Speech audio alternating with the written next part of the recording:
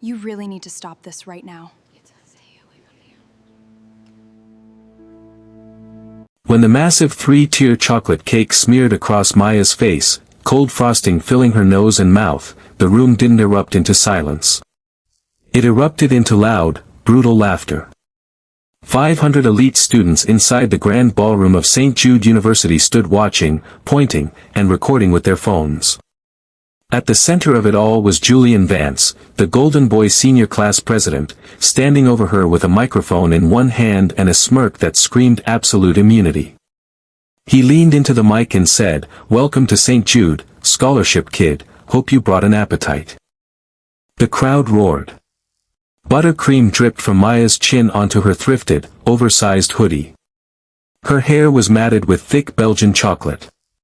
To everyone in that room, she was just a helpless, timid freshman who had committed the sin of walking too close to the upperclassmen table without permission. They expected tears. They expected her to cover her face, burst into sobs, and run out of the hall like every other target Julian had chosen over the years. But Maya didn't run. She didn't cry. Instead, she slowly reached up with 2 fingers, wiped the chocolate away from her eyes, and blinked. Her breathing didn't shorten. Her heart rate didn't spike. Slowly, deliberately, she looked up at Julian. And in that fraction of a second, the laughter near the front row died down just a little bit. Because the eyes staring back at Julian weren't the eyes of a terrified teenage girl. They were the cold, hyper-focused eyes of someone who had spent 6 years staring down heavyweights in international combat rings. They were the eyes of a reigning world champion who had been taught from the age of 7 that pain was just information, and fear was a luxury she couldn't afford. Julian didn't notice the change in her posture. He mistook her silence for shock. He threw a folded paper napkin at her chest and told her to go clean herself up before she ruined the carpet.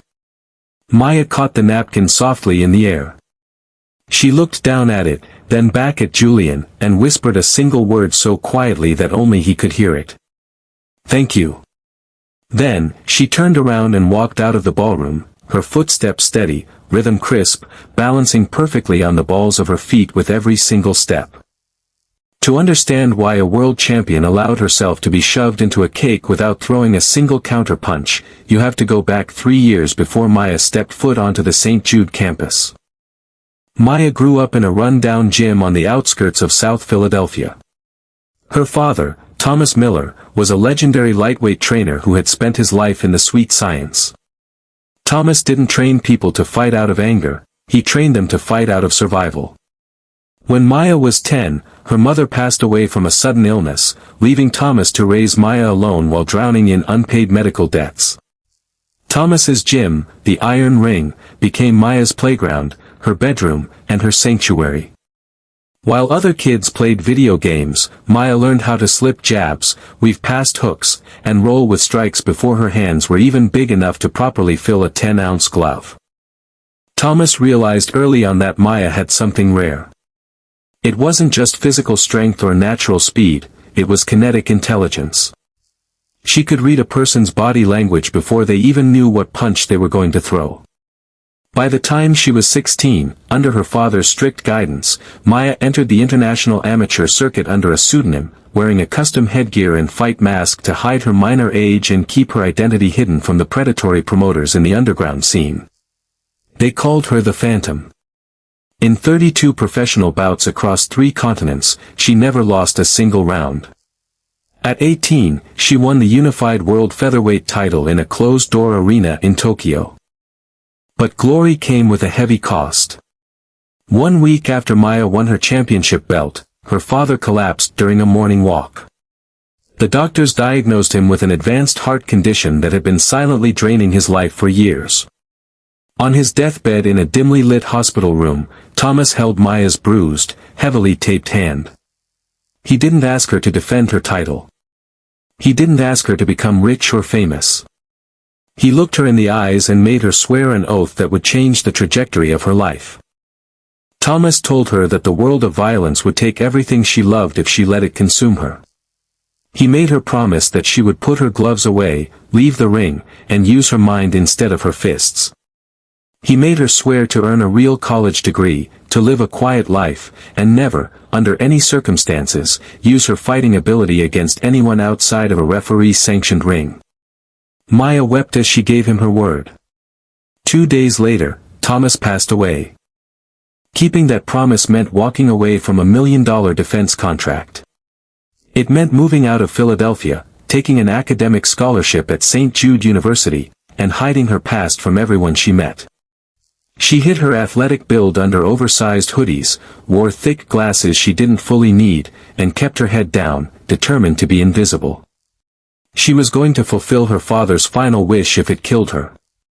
When Maya arrived at St. Jude, she quickly learned that the university was divided into two distinct worlds. On one side were the legacy students, children of senators, corporate titans, and university donors who treated the campus like their personal kingdom. On the other side were the scholarship students, hard-working kids who walked with their heads down, terrified of losing their financial aid if they crossed the wrong person. Julian Vance was the unchallenged king of the legacy students. His father, Arthur Vance, was a billionaire real estate developer and the main benefactor of St. Jude's athletic department. Julian walked through the halls like he owned the bricks under his feet.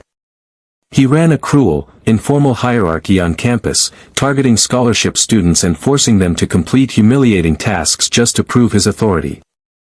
Maya's roommate was a quiet, sweet girl named Clara, who was attending St. Jude on a full music scholarship. Clara was an extraordinary violinist, but she lacked confidence and suffered from severe social anxiety. From the first week of term, Julian's clique had chosen Clara as their primary target, stealing her practice room keys, spreading rumors, and mocking her clothing.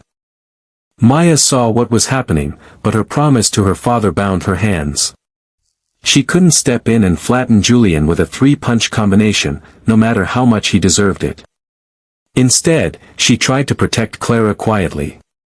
Every time Julian's friends targeted Clara, Maya shifted the focus onto herself. When they tried to spill iced coffee over Clara's sheet music in the library, Maya deliberately stepped in the way, letting the cold liquid soak her own sweater. When they pulled fire alarms outside Clara's dorm room before an exam, Maya stayed up all night helping Clara study in the quiet basement of the science building. This quiet resistance infuriated Julian. He wasn't used to people taking his cruelty without breaking. He couldn't understand why this girl in the oversized hoodies never cried, never complained, and never begged for mercy. He wanted to shatter her calm. He wanted to prove that no scholarship student could stand in his way. That was why he orchestrated the cake incident at the freshman welcome gala. He wanted to destroy her dignity in front of the entire freshman class. After the cake incident, Maya walked back to her dorm room in total silence. She didn't head straight to the bathroom to clean herself up. First, she walked over to her desk, unlocked a small steel box hidden beneath a stack of heavy textbooks, and pulled out a worn, black and white photograph of her father wrapping her hands before her first championship fight. She stared at Thomas's gentle smile, touched the corner of the frame, and took a deep breath. She whispered to the empty room that she was holding the line. She was keeping her word. Clara burst into the room moments later, tears streaming down her face. She had witnessed the whole thing in the ballroom and felt responsible, knowing Maya was taking the brunt of Julian's malice because of her. Clara pulled out towels and warm water, begging Maya to report Julian to the university board. Maya softly shook her head as she wiped chocolate off her collarbone. She explained to Clara that reporting Julian wouldn't work. Arthur Vance owned the board, any complaint would simply be erased, and Clara's scholarship would be put in jeopardy as retaliation. Maya told Clara that true strength didn't come from getting revenge, it came from refusing to let small men control your emotional state. However, Julian wasn't satisfied with the cake incident. Instead of breaking Maya, the event had only drawn attention to her unnatural composure. Rumors began circulating around campus that Maya wasn't afraid of Julian at all. For a bully who built his entire reputation on fear, indifference was the ultimate threat. 2 days after the gala, Julian escalated. He cornered Clara in the campus courtyard while Maya was in class. He snatched Clara's vintage violin, an instrument left to her by her late grandfather, and held it casually over the edge of a concrete fountain, telling Clara that if Maya didn't come to the campus gym that evening to publicly apologize to him on her knees for disrespecting his authority, he would drop the instrument into the water. When Maya found out, her calm demeanor didn't break, but something deep inside her shifted.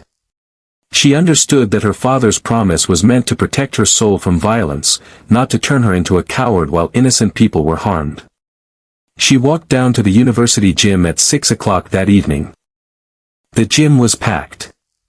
Julian had invited dozens of his friends to watch the spectacle. In the center of the basketball court sat a makeshift boxing ring that the university's intramural club used for practice. Julian was leaning against the ropes, wearing boxing gloves and a wide grin, surrounded by his inner circle.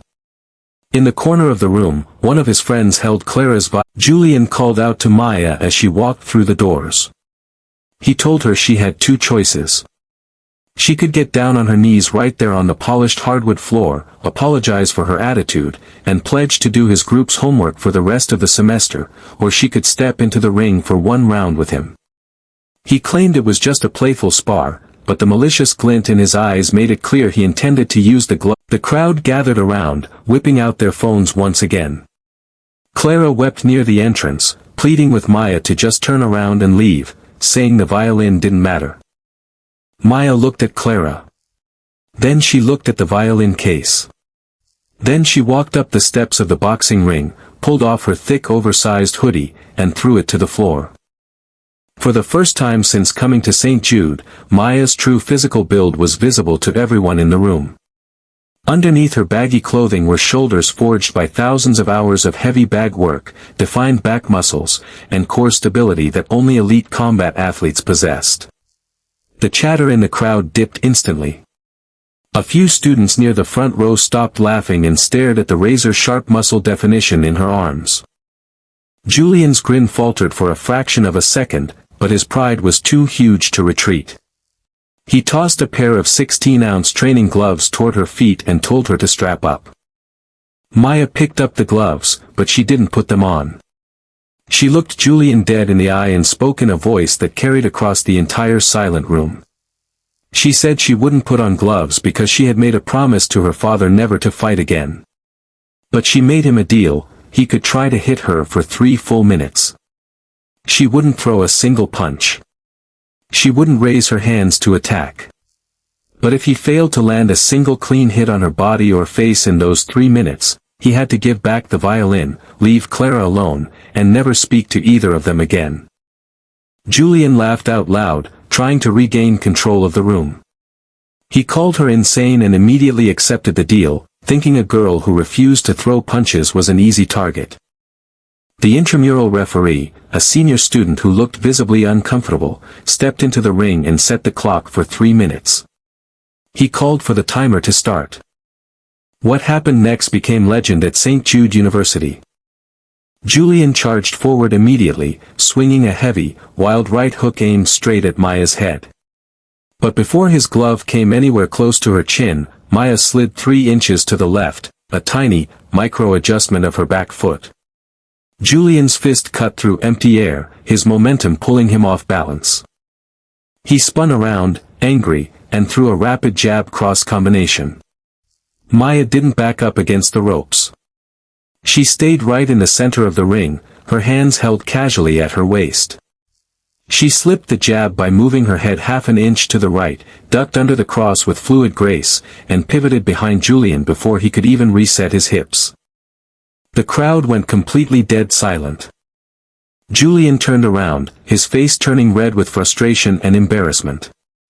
He started throwing punches faster, throwing hooks, uppercuts, and body shots in a frantic frenzy. But Maya was like a ghost in front of him. Her footwork was a masterclass in spatial awareness. She moved with precise, rhythmic efficiency, using subtle head movements, shoulder rolls, and hip pivots to dodge every single blow by mere millimeters. 30 seconds passed. Then a minute. Then 2 minutes. Julian was panting heavily, sweat pouring off his forehead, his lungs burning from throwing wild, uncoordinated power punches into thin air. He had never experienced anything like this. It felt like trying to punch smoke. No matter how hard he swung, no matter how fast he moved, Maya was already somewhere else before his hit could land. She wasn't just dodging, she was predicting his nervous system, anticipating every muscle twitch before he even initiated the punch. By the 2-minute mark, the silence in the gym had transformed into quiet gasps and whispers. Students in the audience who actually knew combat sports were staring at Maya with open mouths. They recognized the movement pattern. It wasn't self-defense taught in weekend seminars, it was world-class, elite defensive boxing, the kind of movement that required decades of instinct and muscle memory. In the final 30 seconds, Julian lost his mind completely. Desperate to avoid total humiliation in front of the entire school, he lunged forward with a reckless tackle, dropping his boxing form entirely to throw a dirty street fight swing. Maya didn't even blink. As Julian charged, she executed a perfect, sweeping pivot on her left foot, letting his own momentum carry him past her. As he stumbled forward out of control, she gently tapped the back of his shoulder with her index finger, just enough to throw off his balance, sending him sliding face first onto the canvas mat. The buzzer sounded. 3 minutes were up. Julian lay on the canvas, gasping for breath, covered in his own sweat, his pride utterly obliterated without Maya ever raising a single fist to strike him. Maya stood in her corner, her breath completely steady, her heart rate under absolute control. She hadn't thrown a single punch. She hadn't broken her oath to her father. She hadn't touched Julian with malice. Yet she had completely undone his authority in front of 300 witnesses. She walked over to the corner, picked up her oversized hoodie, and pulled it back over her shoulders. Then she walked up to the guy holding Clara's violin, took the case gently out of his trembling hands, and walked over to Clara. She handed the violin back to her crying roommate, gave her a soft smile, and said, "Let's go home." The story of what happened in the gym spread like wildfire across campus overnight. Videos filmed on phones were shared in group chats, though none of them revealed who Maya really was, only that the freshman girl who had cake thrown in her face had humiliated the senior class president without ever throwing a punch. However, the story caught the attention of someone else on campus, Coach Harold Vance, Julian's uncle and the legendary head coach of St. Jude's championship boxing program. Coach Vance was a former Olympic trainer who knew boxing better than almost anyone in the country. When he saw the video circulating on the student forums, he didn't laugh at Julian's embarrassment. He stared at Maya's footwork on the tiny phone screen, his hands shaking. He recognized those movements instantly. He had spent decades studying tape of the late Thomas Miller's legendary defensive style. And he recognized the unique, razor-sharp shoulder roll that only one active fighter in the world had mastered, the elusive, undefeated world champion known as the Phantom. The next morning, Coach Vance walked into the campus library, where Maya was sitting quietly in a secluded corner studying for an economics exam. He didn't bring security or entourage.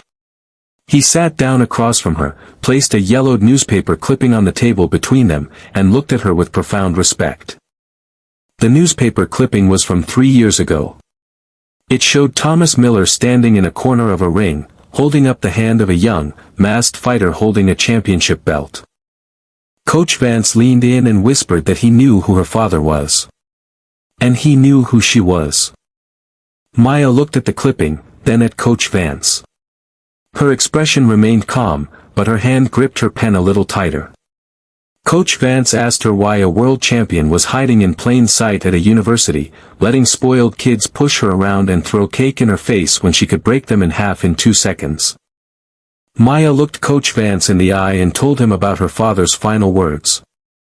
She told him that winning titles hadn't saved her father's life, nor had it erased the debt that destroyed his health. She told him that violence had given her a name, but it had taken away the man who raised her. She was at St. Jude to fulfill her promise, to build a life with her mind, not her hands. Coach Vance listened in total silence. A deep sorrow washed over his face. Then, he let out a long breath and revealed something that Maya had never known. He told her that her father hadn't lost his gym to bad luck or medical debts alone. Years ago, Thomas Miller had been cheated out of his gym's ownership by a corrupt sports management agency, an agency owned and operated by Arthur Vance, Julian's father. Arthur Vance had used aggressive legal loopholes and fake contracts to strip Thomas of his fight earnings and gym rights, driving Thomas into stress, physical decline, and ultimate collapse. Maya felt a sharp, heavy coldness spread through her chest.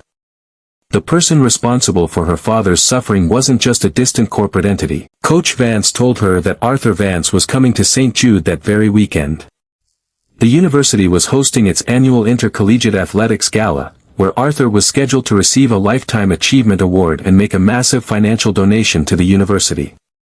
Part of the evening included an exhibition boxing match featuring the university's top heavyweight athletes, organized by Arthur to show off his son's supposed athletic leadership.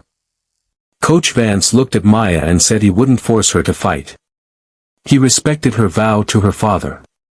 But he told her that Arthur Vance was planning to use the gala to announce the demolition of several low-income residential buildings near the city border, including the building where Thomas's old gym, the Iron Ring, still stood as a community center for underprivileged youth. Maya sat motionless in the library as the weight of the revelation settled on her shoulders. She realized that staying passive wasn't honor, it was avoidance. Her father hadn't asked her to become a victim. He had asked her to stop fighting out of anger. But fighting for justice, fighting to protect the legacy of those who couldn't protect themselves, that was something entirely different. The night of the athletics gala arrived. The main auditorium of St. Jude was packed with high-profile guests, wealthy alumni, politicians, and press reporters. In the center of the auditorium stood a magnificent, professionally lit boxing ring. Arthur Vance sat in the front row, wearing a tailored suit, surrounded by university executives.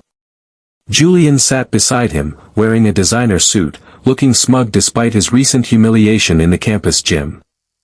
After several speeches, Arthur Vance took the stage to announce his new urban development plan, the plan that would bulldoze Thomas Miller's old community gym to build luxury condos. He spoke smoothly about progress, modernization, and eliminating useless local landmarks.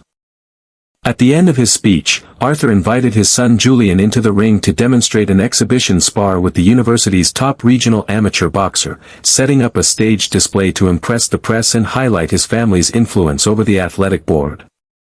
Before Julian could put on his headgear, a voice echoed through the microphone system. "I challenge the exhibition." The room went dead silent. The spotlight swung toward the entrance of the auditorium. Walking down the center aisle, wearing a black satin fight robe with the crest of the Iron Ring gym sewn onto the chest, was Maya. She walked slowly, with total authority, her head held high. Behind her walked Coach Vance, carrying a heavy leather bag.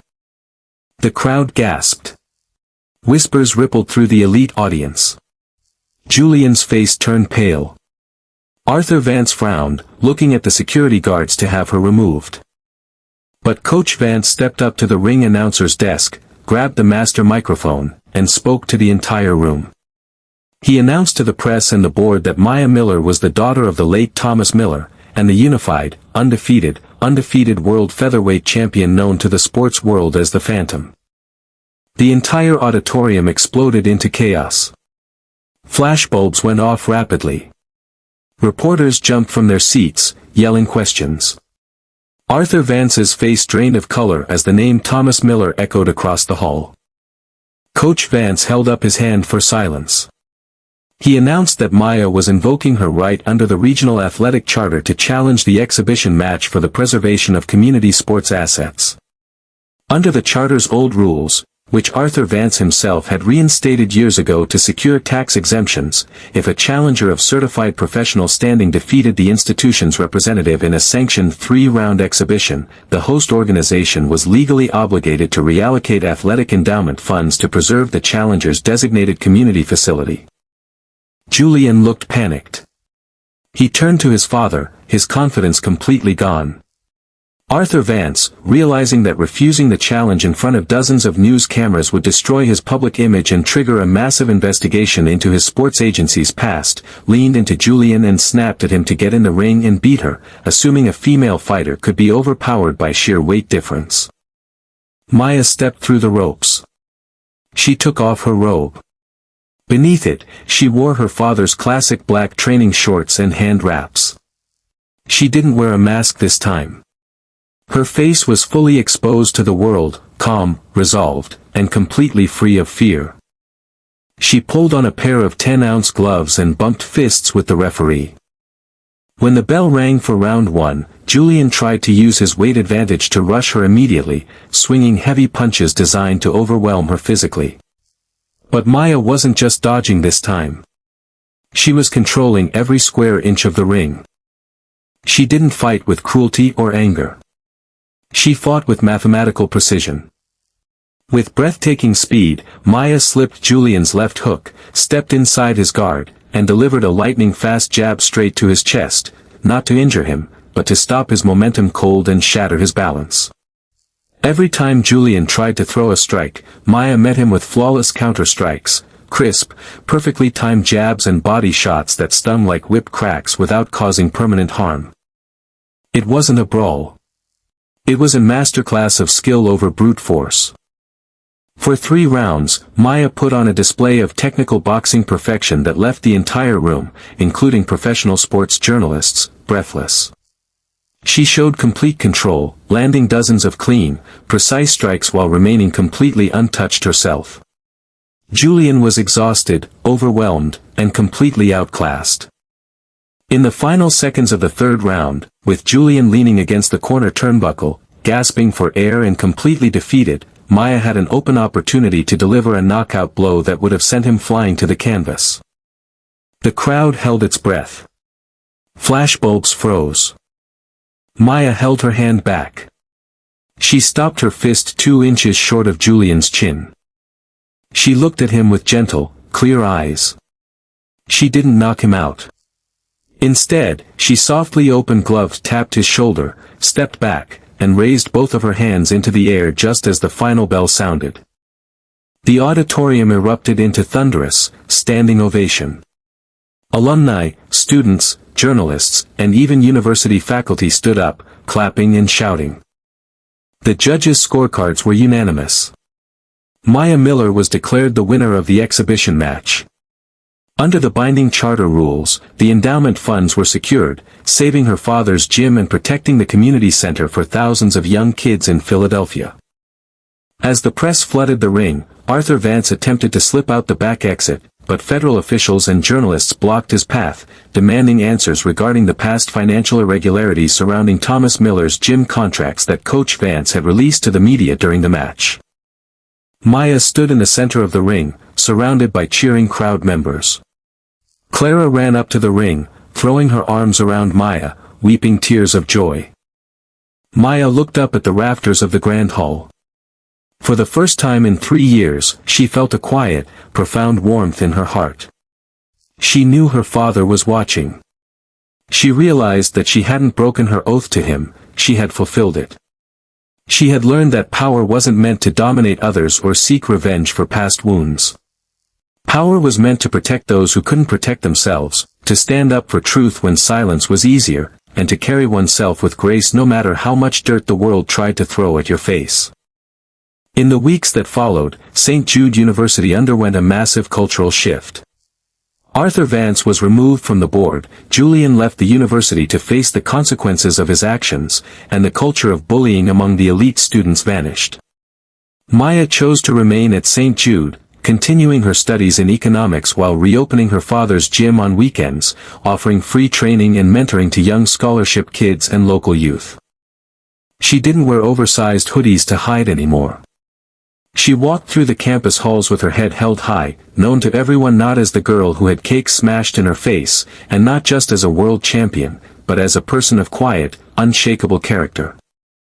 True strength isn't proven by how hard you can hit the world when it hurts you. True strength is proven by how calm you remain when the world expects you to shatter, and how fiercely you protect others once you realize who you truly are.